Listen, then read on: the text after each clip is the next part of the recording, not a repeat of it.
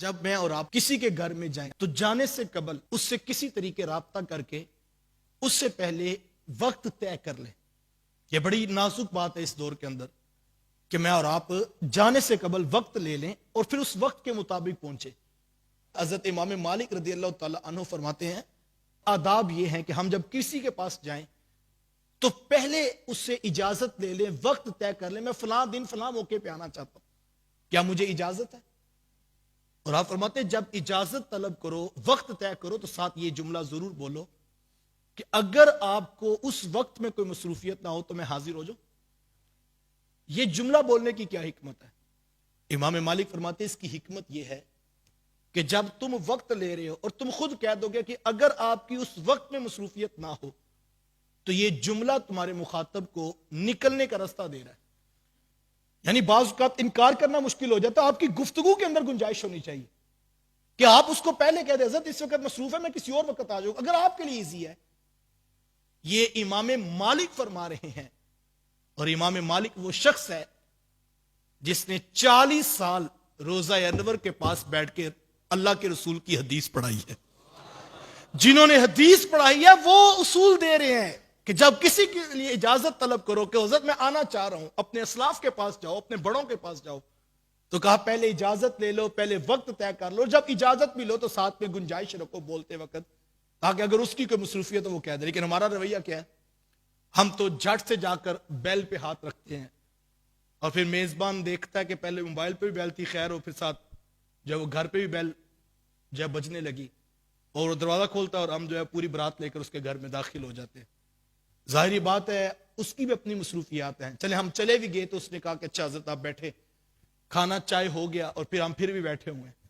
میزبان سوچتا ہے کہ یار میں نے تو کہیں اور نکلنا تھا, میں نے جاب پہ جانا تھا, اسکول کا ٹائم ہو رہا ہے بچوں کا, واپس لے کر آنا تھا. ہمیں اس بات کی کوئی پرواہ نہیں, چونکہ ہم نکلے ہوئے ہیں سیر سپاٹے پہ تو ہم اگلے کا وقت ضائع کری جا رہے ہیں.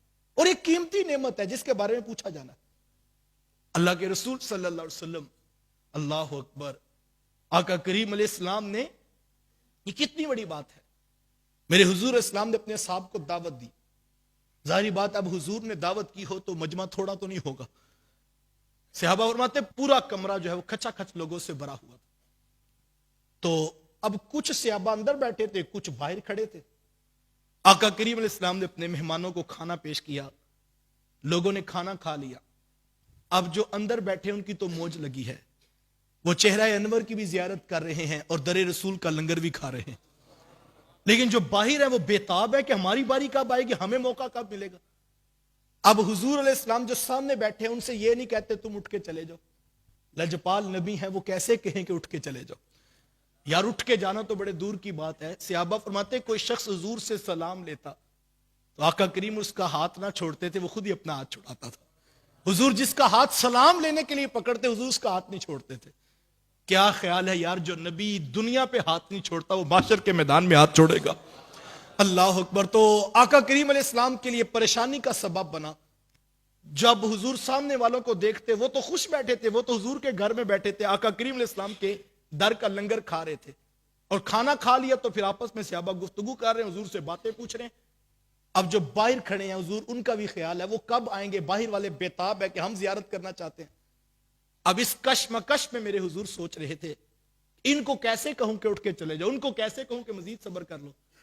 ابھی حضور اسی جو ہے وہ پریشانی میں تھے کہ رب نے قرآن نازل کر دیا, فَإِذَا طَعِمْتُمْ فَانْتَشِرُوا وَلَا مُسْتَأْنِسِينَ لِحَدِيثٍ إِنَّ ذَلِكُمْ كَانَ يُؤْذِي النَّبِيَّ فَيَسْتَحْيِي مِنْكُمْ وَاللَّهُ لَا يَسْتَحْيِي مِنَ الْحَقِّ. کہا کہ جب کھانا کھا چکو پھر باتوں میں مشغول نہ ہویا کرو, واپس چلے جایا کرو. إِنَّ ذَلِكُمْ كَانَ يُؤْذِي النَّبِيَّ فَيَسْتَحْيِي مِنْكُمْ, اور میرا نبی تو تم سے حیا کرتا ہے, تمہیں یہ نہیں کہتا کہ اٹھ کے چلے جاؤ. ان کو پھر کہا گیا کہ تم جو ہے باتوں میں مشغول نہ ہونا. اس قرآن کی آیت کے تحت اگرچہ یہ جو ہے وہ عظمت رسالت ماب کا پہلو بتاتی ہے, اگرچہ یہ آیت حضور علیہ السلام کے فضائل و مناقب اور ان کی خصوصیت کو بیان کرتی ہے, لیکن اللہ کے رسول صلی اللہ علیہ وسلم کے سینہ انور پر نازل ہونے والی ان آیات کے تحت علماء نے یہ بھی لکھا ہے کہ جس مقصد کے لیے آپ کسی کے پاس گئے ہیں, جب وہ مقصد پورا ہو جائے آپ خود ہی کہیں حضرت آپ مجھے اجازت دے دیں. یعنی ضابطہ ادب کا یہ ہے کہ آپ خود کہیں کہ حضرت اجازت ہوگی. اور ہمارے یہاں کیا ہوتا ہے، ہم پہلے باہر سمجھا کے بیچتے ہیں جناب 20 منٹ آپ کا ٹائم ہے، تو 200 بندہ اور بھی کھڑا ہے، 10 منٹ میں آپ آ جاؤ، کہتا ہے بس میں سلام لے کے اٹھ جاؤں، اور پھر لوگ جا کے اس کو کہتے ہیں اچھا یار آپ چلے جائیں، دوسرے لوگوں نے بھی ملنا ہے، موقع دیں. لیکن ہم کہتے ہیں کہ نہیں، اب میں بیٹھ گیا ہوں، یہاں سیلفی بھی ہوگی، یہاں پہ فوٹو بھی ہوگی، یہاں ویڈیو کا کلپ بھی بناؤں گا اور پھر میں اٹھ کے جاؤں گا. یہ آداب نہیں ہے. آداب میں یہ بھی شامل ہے کہ میں اور آپ جہاں جائیں وہاں وقت پر پہنچیں، اجازت لے کر جائیں، اور پھر کام مکمل ہو جائے، مقصد پورا ہو جائے، پھر میں اور آپ اٹھ کر واپس آ جائیں.